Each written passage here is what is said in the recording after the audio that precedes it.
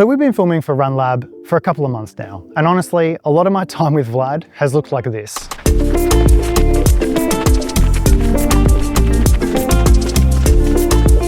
That's Vlad cruising at a comfortable pace and me running at threshold with a camera just trying to hang on. And that's fair enough. He's fitter, he's stronger, he's lighter, he's an elite runner. But nowhere is that performance gap more brutal than when the trail goes uphill.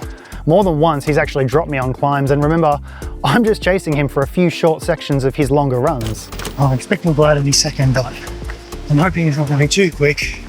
Jesse will definitely drop me if he catches me right now.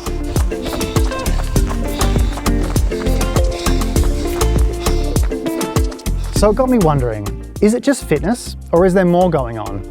Does his form subtly shift in a way that mine doesn't when he hits an incline, and are there cues that the rest of us can learn from to climb more efficiently? To find out, we're breaking out the high-speed camera again, and this time we're going to hit some hills.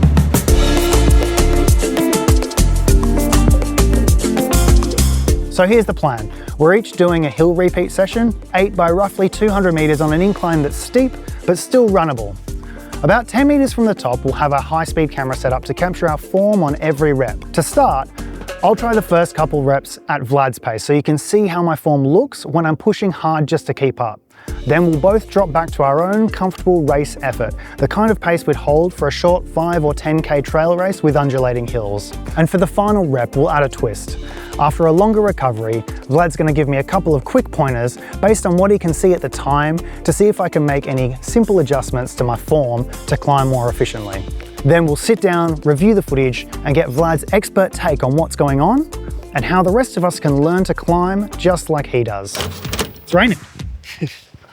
All right, shall we do this? All right, 3, 2, and...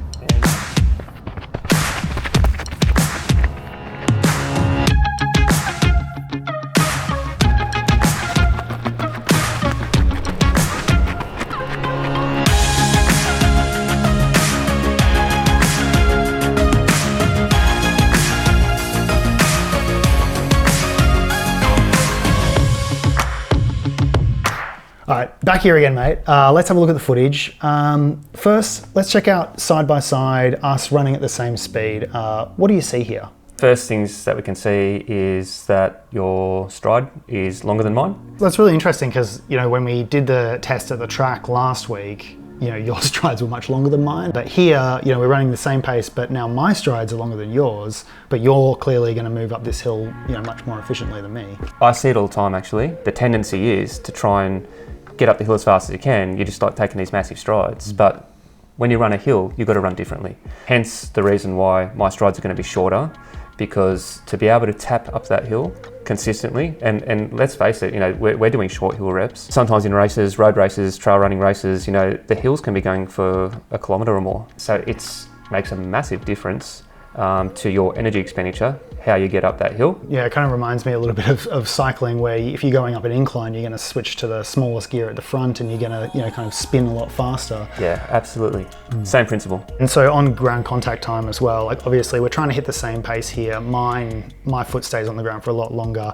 I can see it, like I'm clearly trying to land mid-foot as I would usually run. You almost look like you're running on your toes. Yeah, I definitely am. And the back of my foot is not hitting the ground at all. But it's that stiffness and the strength in the calves that's allowing me to do that for a long time. Okay, let's switch to the clips where we're running our own pace now. And yeah, what do you see when you look at mine? You can see that you're bent forwards at the hips a little bit.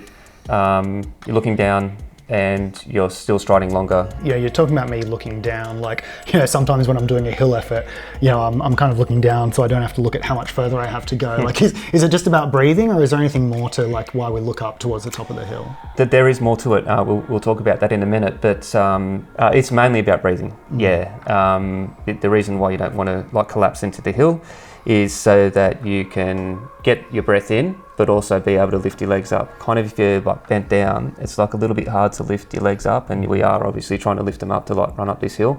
So I just find that like pulling yourself into that upright position really does help with those couple of things there. All right, now going back to the session, you know, you of course were able to observe me the whole time, and you were able to give me some pointers for my last rep to see if there was any changes we could make to my form just on the spot.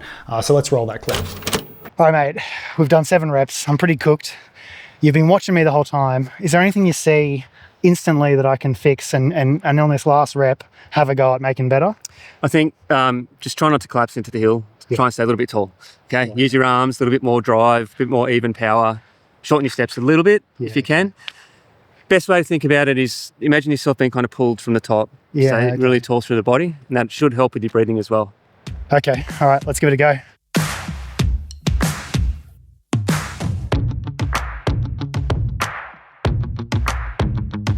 You can clearly see there, just from you giving me that short piece of advice, that there was some big improvement. I mean, it's still, a long way to go, but, on the day, I felt like that rep was the strongest rep, even though it was the last one. I definitely found that when I, was looking forward, that enabled me to actually climb and have a faster cadence. That just seemed to all happen naturally just by looking forward and straightening my body. And I think that really shows that, this kind of running technique can be something that you can learn quite quickly. So let's break it down for the audience. What are the 4 key sort of takeaways that people should keep in mind when they're running hills? Your cadence should be faster than what it is when you're just running on flatter terrain. So that's the first thing. So quick turnover, shorter strides. So you're trying to keep the contact time with the ground light and leaning correctly. So you're not collapsing. You're trying to stay tall with a slight forward lean, and having that upright torso so your eye line is looking towards the horizon, not down at the ground in front of you. What about strength training? Are there any things that you would suggest that people can do to improve their hill running even more? Definitely strength training is beneficial to hill running, particularly training that muscle endurance, where you're doing like many reps of the muscle groups that are the powerhouses of running up and downhill, but we're talking about uphill here. So, glutes, quads, hip flexors, calves. There's a couple of great exercises that I like to throw into the sessions that I program for our athletes every week. Dynamic step-ups onto a box. It's very functional. And if you do the dynamic step up where when you step onto the box, you're stepping up and kind of jumping off the box as well, then you're just making it like so beneficial for giving you some added strength and power for running uphill. Another excellent exercise would be a Bulgarian squat off a box, focusing on an eccentric, slower drop down, but then driving up more quickly. And I like to imagine that I'm running up a hill when I do that exercise. So I drop down and then I go into the contraction phase where I actually launch off and try and get a little bit of distance between my foot and the ground as I finish that stroke in the exercise. Thanks, Vlad. And yeah, for anyone else who wants an even more detailed look at a strength routine specifically built for hill running, we have a video on that. So I'll put a link to that down in the description. What about mentally as well? Because I know, obviously you have a long and successful career in ultramarathon running, which obviously has a lot of vert. How do you tackle hills in races like that? Running hills is one of my strengths. So I've trained myself to not fear the hills and see them as opportunities. Walking up a hill, especially a runnable hill, you will lose so much time compared to other people that are able to move. But break it down. So don't let the fact that this hill is 1 kilometre long or more become daunting. Break it down landmark to landmark and kind of take off those more manageable chunks as you get up the hill. Something that I really drive home to my athletes is that you want to run over the top of the hill.